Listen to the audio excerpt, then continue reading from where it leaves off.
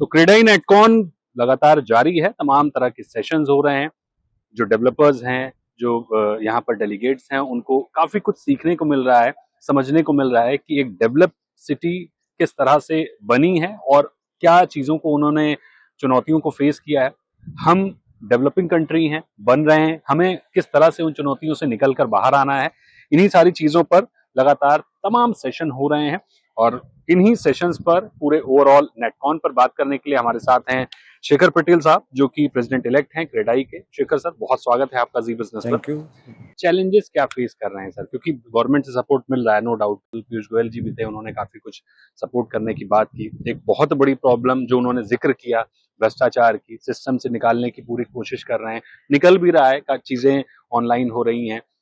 लेकिन फिर भी इन सब चीजों के अलावा और वो क्या चैलेंजेस हैं जो रियल एस्टेट डेवलपर्स फेस कर रहे हैं, जिसे तत्काल प्रभाव से आपको लगता है कि हटाना चाहिए ताकि इजीली हम आगे बढ़ पाएं? मेरे हिसाब से क्या है कि मेन 3 चीज़ें किसी भी रियल एस्टेट सेक्टर के लिए भी और देश के लिए भी, जो रियल एस्टेट सेक्टर में करना चाहिए। आज प्रॉब्लम जो है, लोग बोलते हैं अफोर्डेबल हाउसिंग नहीं मिल रहा है, हाउसिंग कॉस्टली होता जा रहा है, पर हमारे स्टेट्स के लैंड लॉ ऐसे हैं और उसको क्लियर कराने के, उसके टाइटल के इतने इश्यूज़ है कि हम उसको पहले ठीक कर ले, यानी रेवेन्यू लॉस ठीक कर ले, लैंड अवेलेबिलिटी बढ़ा दे।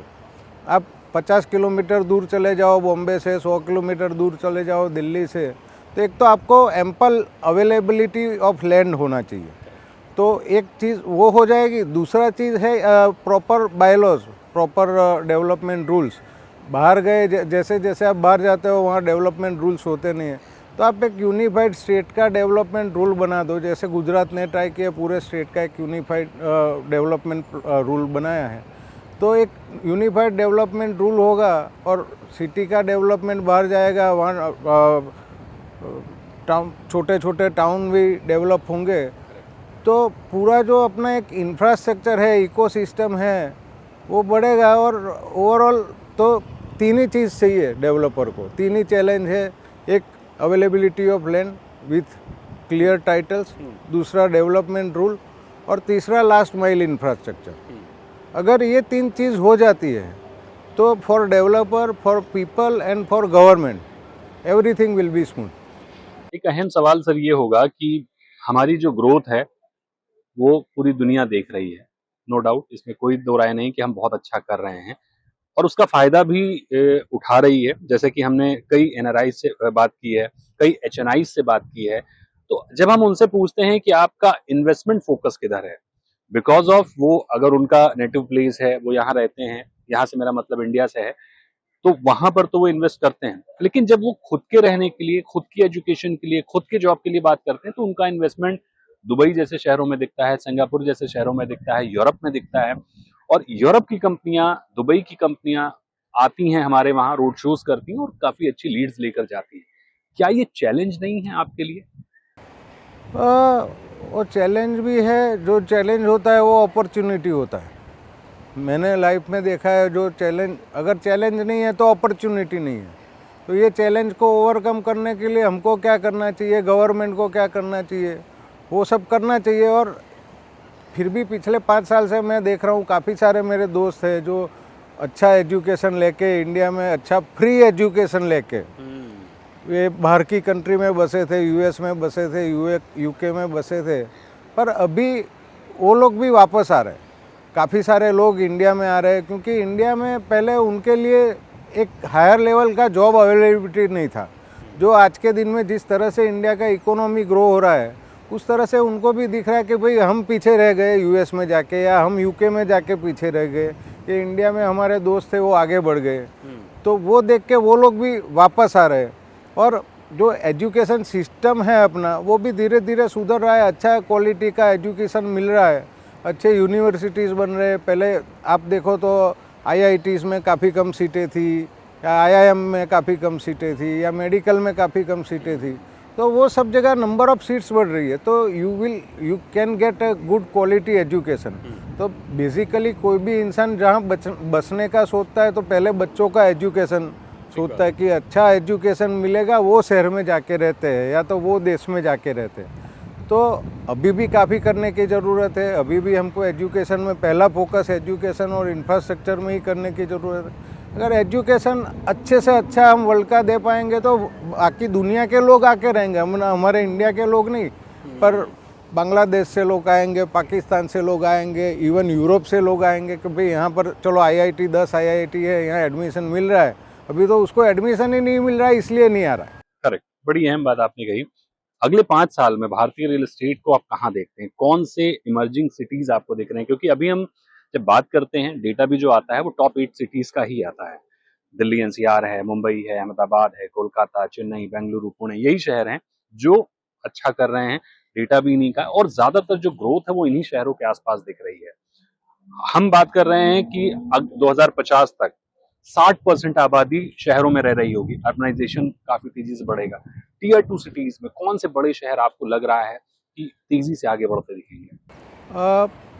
मैं थोड़ा सम्मत नहीं हूँ आपकी बात से कि भाई ये जो टॉप 8 सिटी है उसमें ज़्यादा ग्रोथ है।